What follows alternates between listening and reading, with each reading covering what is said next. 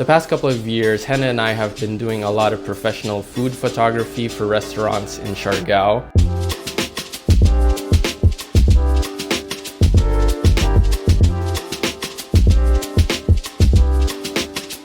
But we've always been using our professional camera gear. Lately, I've been taking some food photos using the iPhone 15 Pro Max, and I'm really impressed with the results. We realize how important it is now for restaurants and small businesses to be able to be posting their own content. So in this video, we're gonna give some simple tips that are gonna make a huge difference to make your phone photos look a lot better. We're gonna go over lighting, angles, styling, and even post-processing, and some small tips that are gonna make a huge difference. So let's go. Also, this whole video is going to be filmed on the iPhone 15 Pro Max, except for some shots from this guy. So one of the first steps is to decide where to do the setup. We don't want to be using any professional lights in this, so what we're going to do is find the largest light source, which is our door and window here. And we're going to turn off all the other interior lights so we don't mix the lighting temperatures. Now we're going to have to decide which angle to take the food photos from, because could just do straight on, but sometimes that looks too flat. So what we might try to do is take it from this angle. The light is coming from like a 90-degree angle, gives it a little more dramatic look. Probably the second most important thing to lighting is the styling, which Hena is really good at. Styling is one of those things that's really hard to wrap my head around, but it's really helpful to have someone super talented like my wife Hena to do all the styling. Then we do a bunch of test shots, and then we go back and forth to what looks good and what doesn't. And then once we get the creative juices flowing and a bunch of trial and error, the magic starts to happen. And honestly, I'm always so impressed with the results, and I'm like, how in the world does Hena think of all these little styling stuff? It's incredible. All right, now with angles, we're just gonna wanna get all around town here. Try to get as many different angles as you can. With drinks, I usually do 45-degree angle or a 90-degree angle. Try to play around with different angles, get as creative as you can.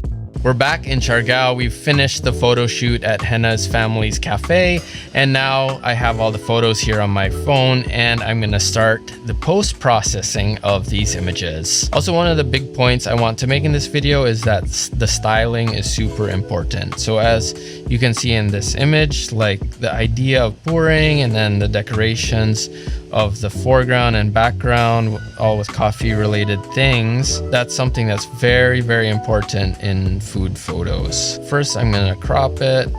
I'm gonna make the ratio 2:3 just because, but it depends where you're gonna post the photos and stuff. But so we got that crop done. Now I'm gonna go into the light tab and brighten the image just a bit. Yeah, there you go. I'm gonna just decrease the highlights just a tiny bit so we get an off-white feel in there. It's already looking a ton better. So just by those simple adjustments, what I'm gonna do is make a mask to make this bottom of the image a little bit darker. So in light tab, made the mask. So I'm making this part of the image darker to sort of make the coffee pop. So if this is before, after. So even there, that's pretty good. That's almost ready to go. What I usually do is apply just a slight color grade. So I make the shadows a little bit teal or cyanish color, blue, like around there. And then we'll set the midtones to like an orange color.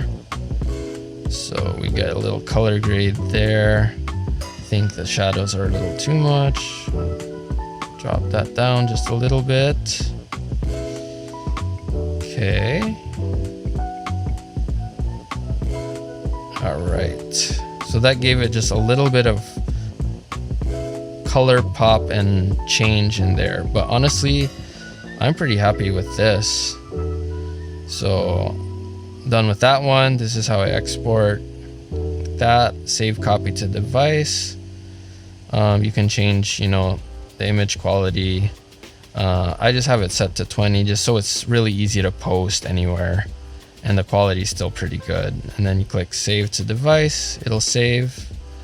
And now we'll go back to the Photos app, go to recent photos, and there you have it.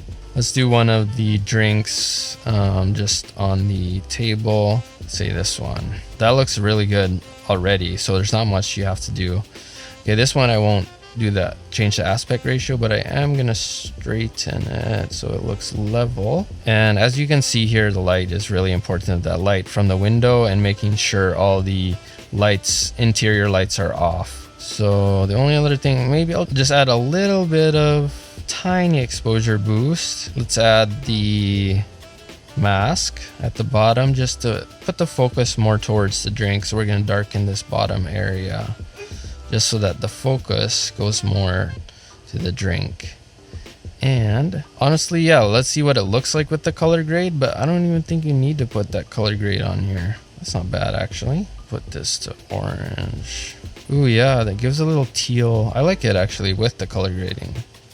So look, that's just, look, this is before, after, very minor adjustments. So just those little minor adjustments make the image that much more professional. So let's export this one as well, save copy to device. See, like here in the beginning, we were just sort of testing backgrounds and stuff, playing around until we could find a good setup. So this is us, you know, just looking for that good setup until we found this one. Another thing you can do is if you have your own presets in Lightroom, like I have my own presets that I've made. Yeah, so sometimes I start out with just some of my presets and I'll adjust the color mix because the green is a little off.